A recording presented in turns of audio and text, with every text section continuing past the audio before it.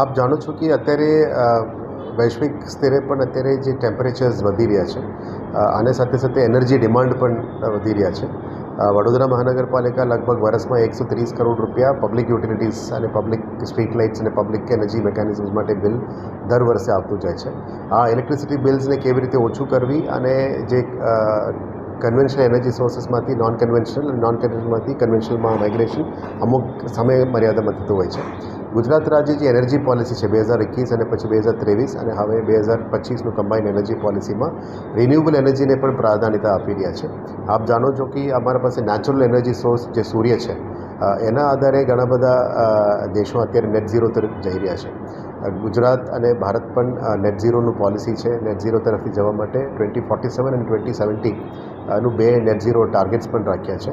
એમાં અલગ અલગ મેકેનિઝમ્સથી અલગ અલગ કરી રહ્યા છે અને આપ જાણો છો કે પ્રધાનમંત્રી સૂર્યઘર યોજનાનું પણ સોલર માટે પ્રામાણિકતા આપીને લોકલ રેઝિડન્ટ્સને પણ સોલર તરફથી જવા માટે જ્યારે પ્રામાણિકતા અને આપણે પ્રોત્સાહન કરીએ છીએ ત્યારે વડોદરા મહાનગરપાલિકાનું એનર્જી બિલ્સને પણ ઓછું કરવાનું, એનર્જી એફિશિયન્સી વધારવાનું અને લોંગ ટર્મમાં ગ્રીન એનર્જી તરફથી જવાનું એક આયોજન અમે કરી હતી, જેથી કરીને ક્લાઇમેટ એક્શન સેલ અને એનર્જી એફિશિયન્સી સેલનું પણ અમે શરૂઆત અહીંયા વીએમસીમાં કર્યું છે. એની પહેલા તબક્કામાં અમે 3 પ્લાન કર્યું છે.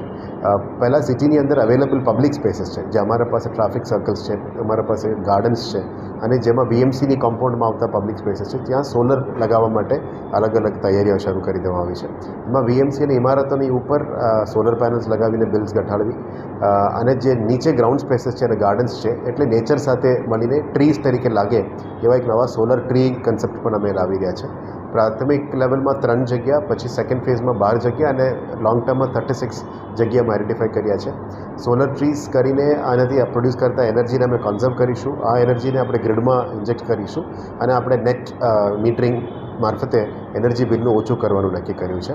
અને સ્થાનિક જગ્યામાં માની લો પાર્ક્સ એન્ડ ગાર્ડન છે, ત્યારના લાઇટિંગ, ત્યારના વોટર પમ્પિંગ, આ બધા ઉપર પણ આ એનર્જીને યુઝ કરવાનું નક્કી કર્યું છે. પહેલા તબક્કામાં 3 અને સેકન્ડ ફેઝમાં 12 અને ટોટલ 36 જગ્યામાં પ્લાન કર્યું છે.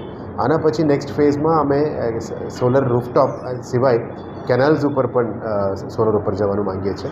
એક પ્રાથમિક સર્વે પણ ચાલી રહ્યા છે. આજવામાં ફ્લોટિંગ સોલરનું પણ અમે કરી રહ્યા છીએ. એટલે overall green energy, climate action અને એનર્જી એફિશિયન્સી ઉપર જે કામગીરી છે અને પ્રથમ તબક્કામાં સોલર ટ્રીનું કન્સેપ્ટ ઉપર અમે જવાનું નક્કી કર્યું છે. આવનારા દિવસોમાં મેજર ટ્રાફિક જંકશન્સ ઉપર અને મેજરમાં જ્યાં સ્પેસ અવેલેબિલિટી છે ત્યાં ટ્રાફિક સોલર ટ્રીઝ અમે લગાવવાનું નક્કી કર્યું છે અને વીએમસીમાં પહેલી વાર આ કન્સેપ્ટ કરી રહ્યા છે.